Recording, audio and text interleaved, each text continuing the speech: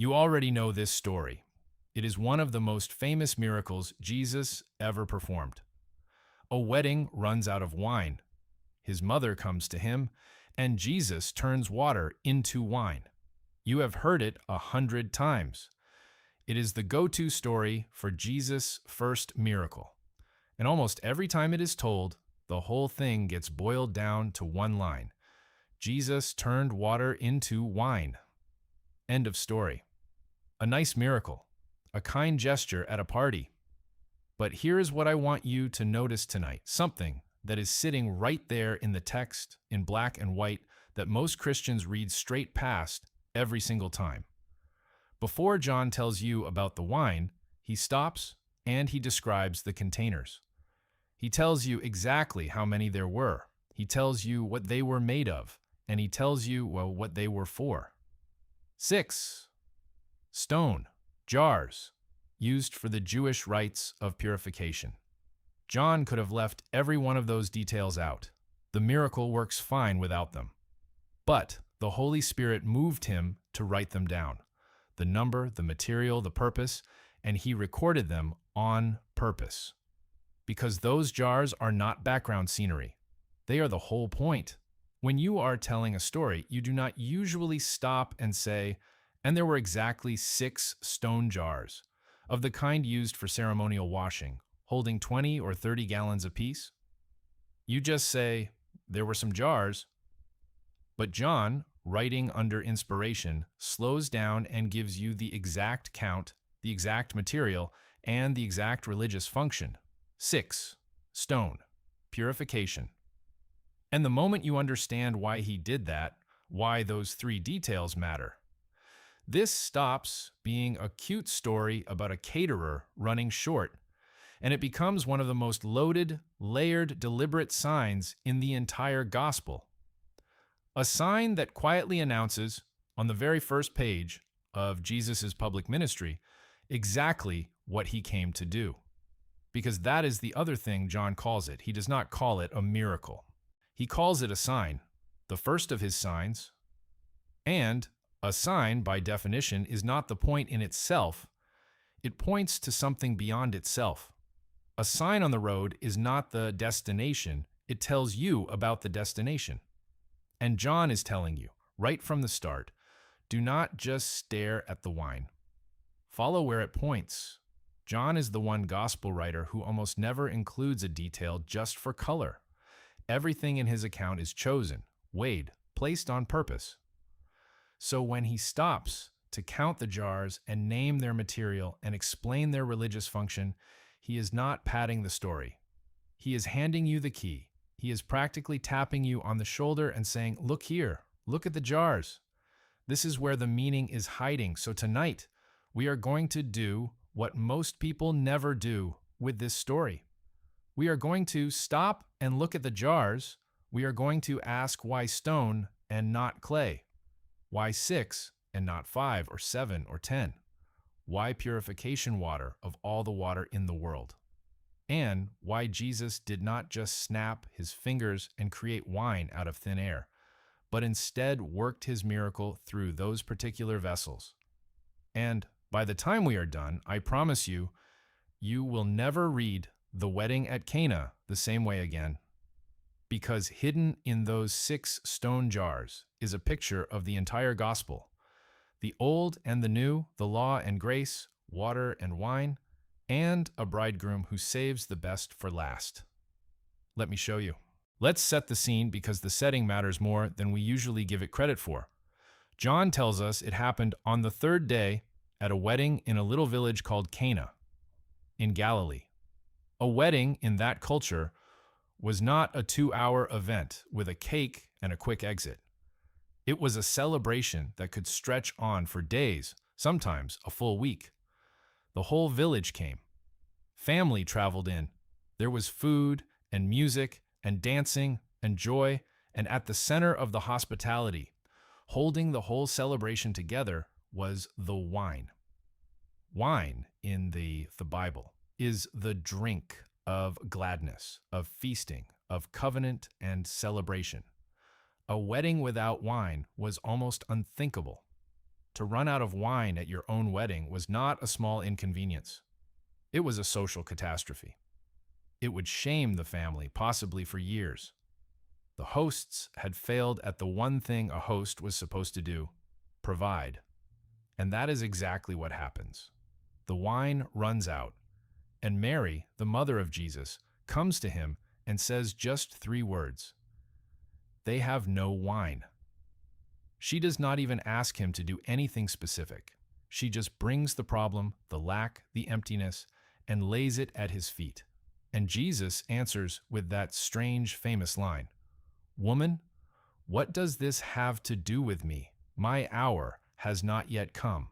Now hold on to that phrase, "my hour has not yet come," because it is going to come back, and it is far more important than it looks. In John's Gospel, my hour is a specific thing. It is the hour of the cross, the hour of his glory. And the very first time Jesus mentions it here at a wedding with wine running out is no accident.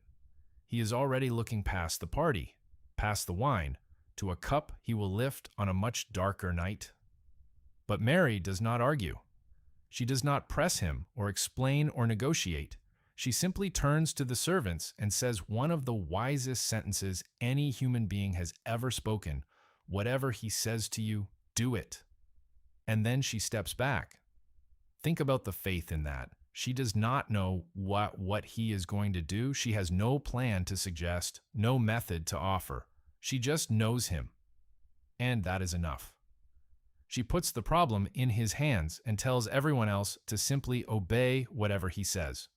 Remember that posture, because it is going to matter enormously by the end of this story. The people who got to witness the miracle up close were the ones who did exactly that. Whatever he said, they did it. And that is where the jars come in. John writes, "Now there were 6 stone water jars there for the Jewish rites of purification, each holding 20 or 30 gallons. Let's start with the material. Stone. Now, that is a strange and expensive way to make a water jar. In the ancient world, almost everything was made of clay. Pottery was cheap, easy, everywhere. Stone vessels were heavy, costly, and far harder to make. So why stone? Why would a household have these big, expensive stone jars sitting around? And here is the answer, and it is the key that unlocks the whole scene. In the Jewish purity laws, the material of a vessel mattered enormously. According to the traditions built up around the law, a clay or pottery vessel that became ceremonially unclean could not simply be washed and reused. It had to be broken. Once impurity touched it, it was done. But stone was considered different. Stone vessels were believed to be unable to contract ritual impurity at all. Stone could not become unclean. So a stone jar was the safe vessel, the permanent vessel, the one you used specifically for holding the water of purification, because it would always stay ritually pure itself. Do you see what that means? These were not ordinary jars. They existed for one reason: to hold the water that made people clean. They were the hardware of the whole purity system, the physical equipment of a religion built around washing and cleansing and staying ceremonially acceptable before God. Stone, because the system demanded a vessel that could not be defiled, permanent, unchanging, set in stone. And that phrase should ring a bell. Because what else in the Bible was set in stone? The law. The 10 Commandments, written by the finger of God on tablets of stone. Throughout Scripture, stone is associated with the law, with permanence, with the old covenant carved in something hard and unyielding. So picture it. Standing at this wedding are 6 stone jars, the very emblem of the old system, the religion of external purity, the law of washing and cleansing, hard and heavy and unchangeable. That is the raw material Jesus is about to work with, not random pottery, the stone vessels of the old way. Hold that, because the material is only the first clue. The number is even louder. And before we get to that number, which, once you see it, you will not be able to unsee, Do me one quick favor. If you are already seeing this old familiar story open up in a new way, hit subscribe and drop a comment, even just one word. That genuinely helps this study reach the next person who has read Cana 100 times and never noticed the jars. Okay, now, why 6? John does not say there were some jars. He does not round it off. He says there were 6, and in the Bible, numbers are rarely accidental, especially in a book as carefully written as John's Gospel. So, we have to ask, why 6? To feel the weight of 6, you have to understand 7. In Scripture, 7 is the number of completion, of fullness, of perfection. God created the world in 6 days and rested on the 7th, and the 7th day, the Sabbath, is the day of completion, the day everything is finished and whole and at rest. 7 runs all through the Bible as the number of divine fullness. 7 days, 7 feasts, sevenfold this and sevenfold that, right through to the 7 churches and 7 seals of Revelation. 7 means complete, done, full, perfect. So, what is 6? 6 is 7 minus 1. 6 is the number that falls just short. It is almost complete, but not quite. It is the number that can never quite get there, no matter how hard it tries. 6 is incompleteness. 6 is not finished yet. Now put that together with what these jars were for. These 6 stone jars were the vessels of the purification system, the old religion of external washing. And John tells us there were 6 of them. 6, 1 short of 7, 1 short of complete. And that is not a coincidence. That is a sermon. Because the entire system those jars represented, the endless washing, the ceremonial cleansing, the rituals of purity, could never actually finish the job. It could make your hands clean, but never your heart. It could deal with the outside, but never reach the inside. It could be repeated 1,000 times and never bring you to rest, never bring you to 7, never bring you to completion. The old system was, by its very nature, a 6. Always, almost, never quite. Always 1 short of the rest your soul was actually looking for. The book of Hebrews says exactly this, that the old sacrifices and washings can never make perfect those who draw near. They can never finish the work. They were a shadow, not the substance. They were 6, waiting for a 7. And here, at this wedding, stand 6 stone jars, 6 vessels of an unfinished system, empty or filled only with the water of a cleansing that never reached deep enough. 6 jars, quietly waiting for someone who could do what they never could, someone who could take the system that was always 1 short and bring it, at last, to completion. And he is standing right there in the room. Now look at what was actually in those jars, or what they were made to hold. John is specific again. They were there for the Jewish rites of purification. This was water for washing, not drinking water, not water for the garden. This was the ceremonial water that observant Jews used to ritually cleanse themselves, washing their hands before eating, washing vessels and cups, performing the ritual washings that the traditions of the elders required to be considered clean before God and before the community. It was an entire culture of washing. Before you ate, you washed. When you came in from the market, you washed.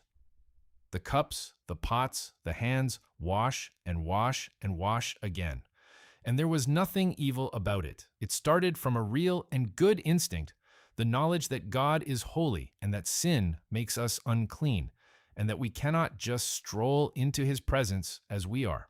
That instinct is true. But over time, the washing had become an end in itself, a treadmill of external cleansing. You could spend your entire life washing your hands and your cups and your body, performing every ritual perfectly, and still walk around with a heart full of pride and greed and bitterness and lust. The water could reach the skin. It could never reach the soul. This is exactly the thing Jesus confronted again and again. Remember what he said to the religious leaders? You clean the outside of the cup and the dish, but inside they are full of greed and self-indulgence. You are washing the outside of the cup. Meanwhile, the inside, the part that actually matters, stays dirty. That is the whole limitation of the purification system in one image. It is outside-in religion. It scrubs the surface and never touches the center. It can make you look clean. It cannot make you be clean. So, picture those 6 stone jars one more time. They are the vessels of outside-in religion. Heavy, permanent, holding the water that cleans the hands but never the heart. A system that is always 1 short of 7, always almost but never quite, because no amount of water on the outside can ever change what is on the inside. That is what is sitting in the corner of this wedding. That is the raw material. And now, finally, watch what Jesus does with it. Here is the first thing Jesus does, and it is so easy to miss. He does not smash the jars. He does not push them aside and conjure wine out of nowhere. He does not say, "Get rid of that old religious equipment. I will start from scratch." No. He looks at the 6 stone jars of the old system and he says to the servants, "Fill the jars with water." And then John adds a tiny detail that, again, he did not have to include. And they filled them up to the brim. To the brim. All the way full. Not half, not most of the way. Completely, totally, to the very top. Now think about what that is picturing. Jesus takes the vessels of the old system, the law, the washing, the purification, and rather than destroying them, he fills them full. He brings them to fullness, to completion, to the brim. Does that sound familiar? It should. Because Jesus said with his own mouth, "Do not think that I have come to abolish the law or the prophets. I have not come to abolish them, but to fulfill them." To fill them full. To bring them to the completion they could never reach on their own. The old system was a 6, always 1 short, and Jesus does not throw the 6 away. He fills it to the brim and carries it to 7. This is so important because people get this wrong in both directions. Some people think Jesus came to trash the Old Testament, to throw out the law, throw out the old, and replace it with something totally unrelated. But that is not what he does at Cana. He does not break the jars. The old is not garbage. It was holy. It was from God. It was pointing somewhere the whole time. And other people go the opposite way. They think the goal is just to keep washing, keep performing, keep doing the rituals forever, as if the water itself were the point. But that is not it either. The jars were never meant to stay full of mere washing water. They were waiting to be filled with something better. So Jesus fills the old vessels completely, honoring them, fulfilling them, bringing them to the brim, and then he does the thing that changes everything. He transforms what is inside. And right here, at the hinge of the whole miracle, let me ask you to do one thing. Share this video with one person who loves the Bible. This is the kind of detail that makes the whole story come alive.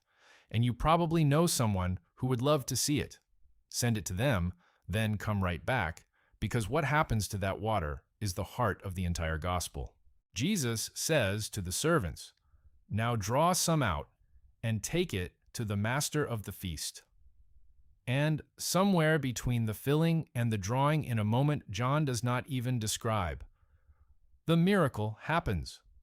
The water of purification, the water of the old ceremonial system, sitting in the stone jars of the law, becomes wine. And not just any wine. We will get to the quality in a moment, but first, just sit with the transformation itself. Because it is the gospel in a single image.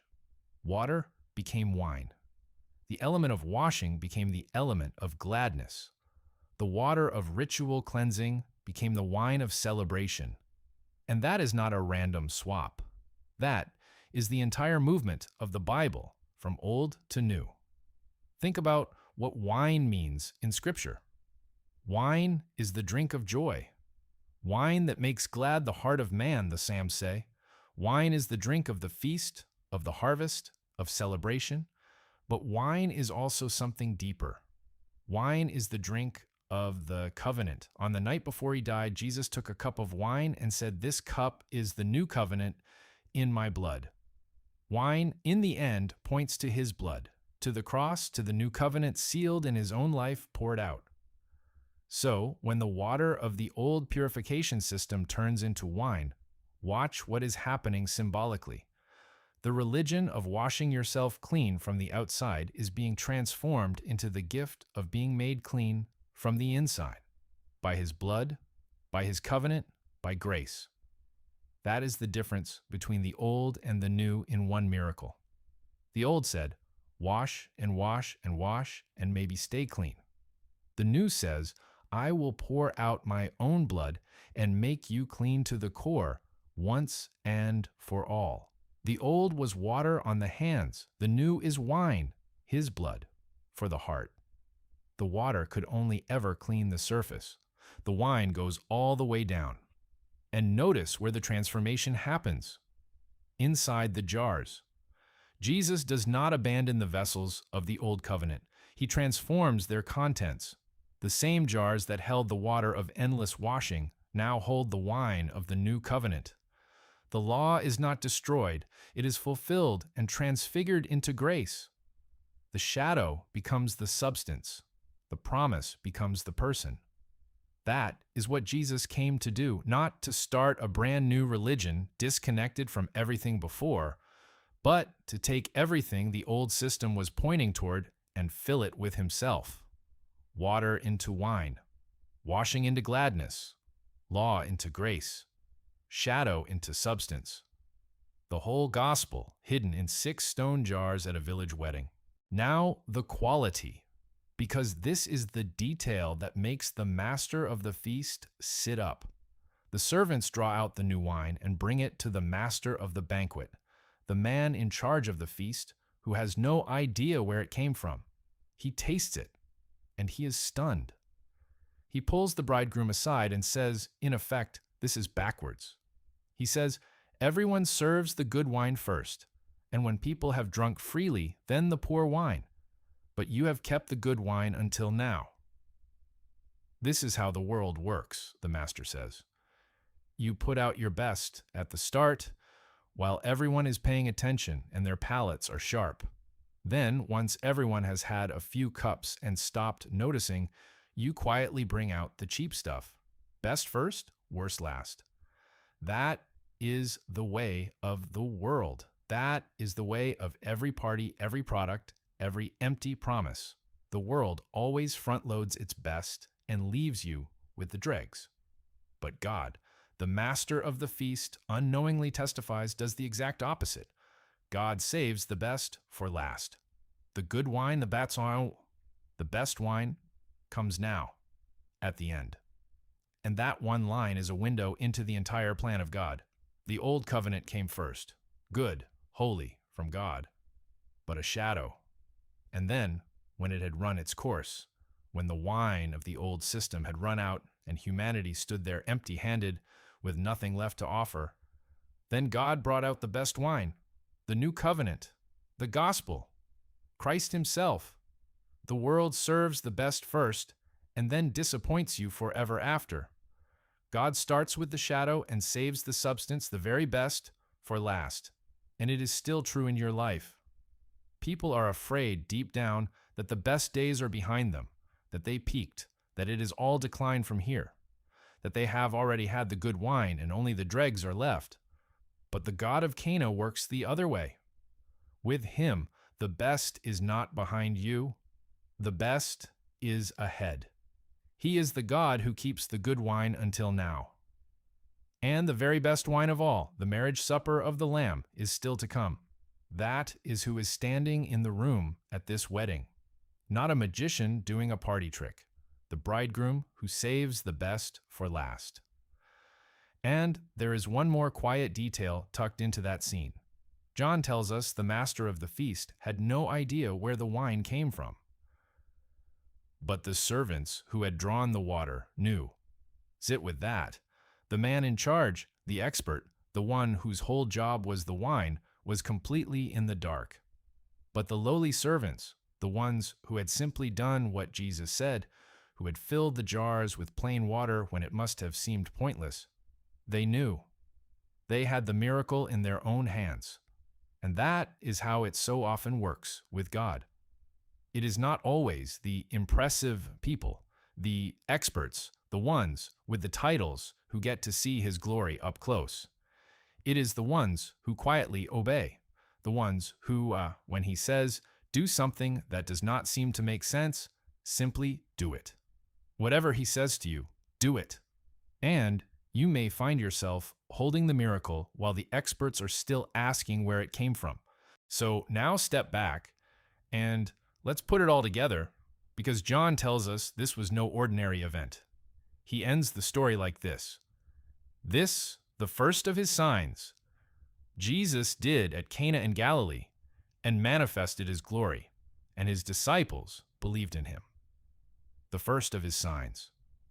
Out of everything Jesus could have done to open his ministry, a healing, an exorcism, a dramatic public confrontation, the very first sign John records is this: quietly, at a village wedding, turning the water of the old purification system into the wine of the new. And that is deliberate, because the first sign is meant to be a kind of headline for everything that follows. It is John saying, here is what this whole story is about. Here, in miniature, is what Jesus came to do. He came to take the old, holy, God-given, but incomplete, a 6 that could never reach 7, and bring it to completion in himself. He came to replace the religion of washing the outside with the miracle of transforming the inside. He came to turn law into grace, shadow into substance, water into wine. And look at who Jesus quietly becomes in this story. At a wedding, whose job was it to provide the wine? The bridegroom's. It was the bridegroom's responsibility and the bridegroom's honor on the line. But here, when the wine runs out, it is Jesus who steps in and provides it. Jesus quietly takes the bridegroom's role. And that is no accident, because all through Scripture, God is the husband of his people, and Jesus is called the bridegroom who comes for his bride, the church. At this wedding, the true bridegroom has arrived, the one who provides the wine, the one who has come for his people, the one who is preparing a wedding feast that will never run dry. The whole Bible, in fact, ends at a wedding, the marriage supper of the Lamb. In Revelation, and here at the very start of his ministry, Jesus is already at a wedding, already providing the wine, already giving you a preview of the celebration the whole story is heading toward. And remember that strange phrase from the beginning, "My hour has not yet come." Now you can feel its weight. The wine points forward. This good wine, given freely at the start, points to the cup he would lift on the last night and call my blood of the new covenant. It points to the hour that had not yet come, the hour of the cross, where the true wine would be poured out, not into a jar, but onto a tree. The wedding wine at Cana is a promise, a foretaste, a deposit. The real wine, his own blood, would come at his hour, and it would make clean not the hands but the heart, and not for a day, but forever. That is why the disciples believed in him. They had glimpsed his glory, not just the power to change water to wine, but the meaning of it, that the one standing in front of them was the fulfillment of everything the old system was reaching for, the completion of the 6, the substance of the shadow, the bridegroom of the feast, the good wine, kept until now. Every detail John recorded was pointing at him the whole time. 6, the incompleteness only he could complete. Stone, the old covenant only he could fulfill. Purification water, the cleansing only he could make real. Wine, the new covenant only he could pour out. It was never a story about a caterer running short. It was the gospel, hidden in 6 stone jars on the very first page. If this is the kind of study that makes the Bible open up, where one detail you have read past your whole life suddenly holds the entire gospel. The best thing you can do is subscribe and share it. That is honestly how this work reaches more people. Now, let me give you the simple picture I want you to carry out of here. Let me give you a picture you will not forget. Imagine someone hands you an old cup, and it is dirty, not just on the outside, but deep down on the inside, stained from years of use. And imagine you spend your whole life trying to make that cup acceptable by scrubbing the outside. You polish it, you shine it, you wipe it down again and again until the outside gleams. You hold it up to the light and the outside looks spotless. But you and I both know the truth. The inside is still stained. And no matter how long you scrub the outside, you will never ever reach the part that is actually dirty. You can spend your entire life washing a cup that stays dirty where it counts. That is the old system. That is outside in religion. That is 6 stone jars of water, washing hands that touch a heart the water can never reach. And so many people are living exactly like that with God right now. They are scrubbing the outside, going to church, looking respectable, performing the rituals, managing their image, polishing the cup, and quietly exhausted because deep down they know the inside has not changed. They are on the treadmill of washing, and they cannot get to 7. They are stuck at 6, always almost, never clean where it matters. And then Jesus walks up to that same cup, and he does not hand you a better scrub brush. He does not give you a more demanding washing routine. He takes the cup, the very same cup, and he fills it all the way to the brim with new wine. He transforms it from the inside out. He does for you what you could never do for yourself. He reaches the part the water never could, and he makes it new. That is the difference between religion and the gospel. In one image, religion hands you a brush and says, "Keep scrubbing the outside." Jesus takes the cup and says, "Let me fill you with something the brush could never reach." He is not in the business of polishing the outside of your life. He is in the business of turning the water into wine. So, let me leave you with 3 things to carry with you tonight.